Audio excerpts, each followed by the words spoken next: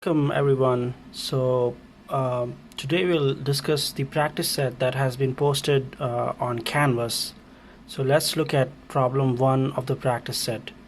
So this problem wants you to develop a 3-week moving average for the auto sales at a Chevrolet shop. So let's look at how we can handle these kind of problems. Again, in the class we have seen some of these problems, so this might be redundant if you have already seen this. So the first thing that you have to understand is you cannot calculate the forecast. So let's write down the forecast. Again, remember this column here, auto sales, that's your actual demand. Remember that we represent the actual demand by capital D, and this forecast is represented by capital F. So what is the 3-week moving average forecast for week 1? We cannot calculate it because we don't have enough data. We need the data for the last 3 time periods. Similarly, we don't have data for week 2 and week 3. So we cannot calculate the 3-week moving average forecast for the first 3 weeks. We can start doing this from week 4. And the 3-week moving average forecast is pretty easy to calculate. So the way we do this is we take the average of the last 3 actual demands. So the forecast for the 4th time period is given by, if you look at what is the demand in the previous time period, that's 9. What is the demand in the time period before that, that's 10. And then the one before that, it's 8, and then you take the average, so you divide that by 3.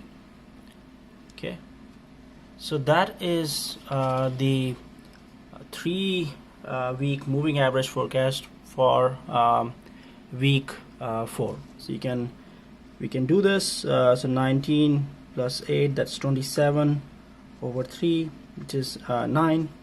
So that's your 3-week moving average forecast for week 4. What about for week 5? So we do the same kind of exercise. Again, remember, F5 is given by the last average of the last 3 actual demand values. So the one that was most recent was 11, and the one before that was 9, and the one before that was 10, and you divide that by 3. Okay, so that's 30 over 3, which is 10. Same thing for the next time period. F6 is given by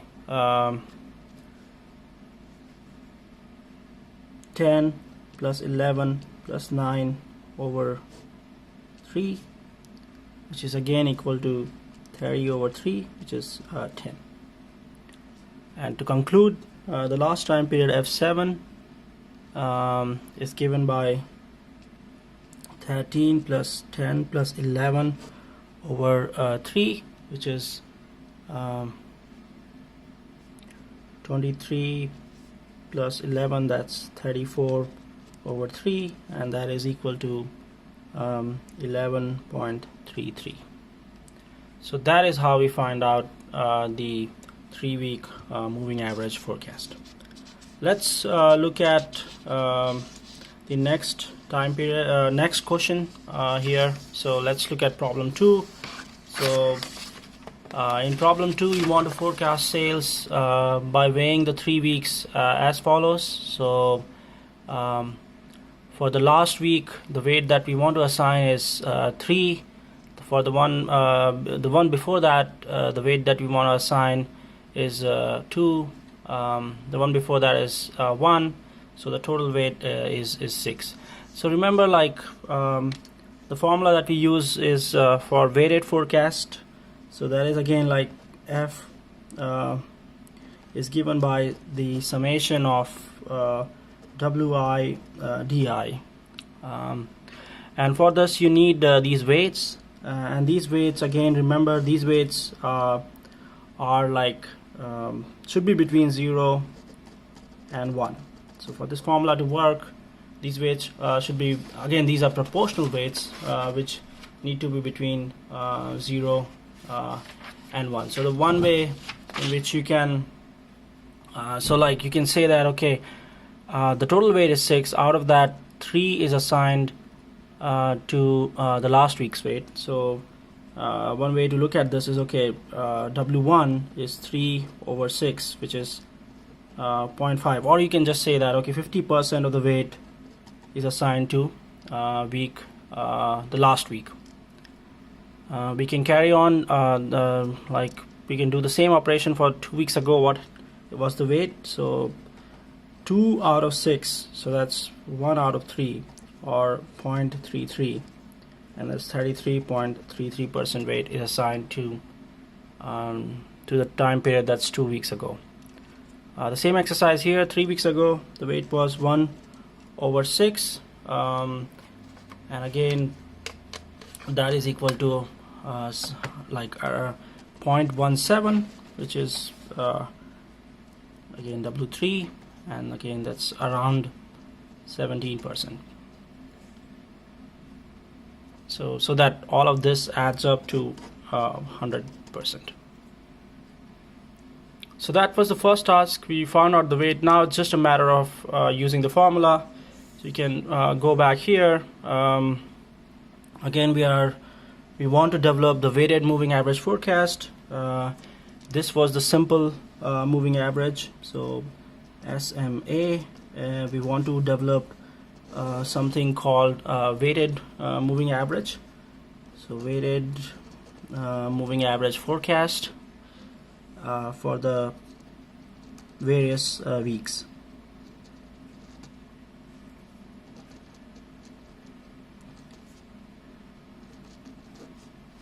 So now again, similar to before, we cannot calculate this for week 1, 2, 3, because we don't have enough data to actually do this operation for these different weeks.